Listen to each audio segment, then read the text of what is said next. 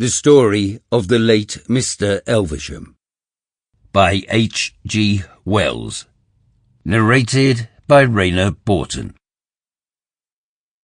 I set this story down, not expecting it will be believed, but, if possible, to prepare a way of escape for the next victim. He, perhaps, may profit by my misfortune. My own case, I know, is hopeless, and I am now in some measure prepared to meet my fate.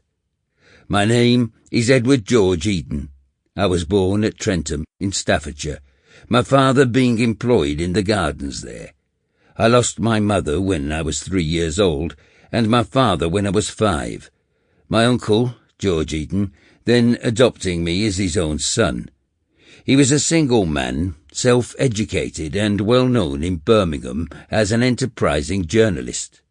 He educated me generously, fired my ambition to succeed in the world, and at his death, which happened 4 years ago, left me his entire fortune, a matter of about £500, after all outgoing charges were paid. I was then 18. He advised me, in his will, to expend the money in completing my education. I had already chosen the profession of medicine, and through his posthumous generosity and my good fortune in a scholarship competition, I became a medical student at University College, London. At the time of being of my story, I lodged at 11A University Street in a little upper room, very shabbily furnished and draughty, overlooking the back of Schoolbread's premises. I used this little room both to live in and sleep in, because I was anxious to eke out my means to the very last shillingsworth. I was taking a pair of shoes to be mended at a shop in the Tottenham Court Road when I first encountered the little old man with the yellow face, with whom my life has now become so inextricably entangled.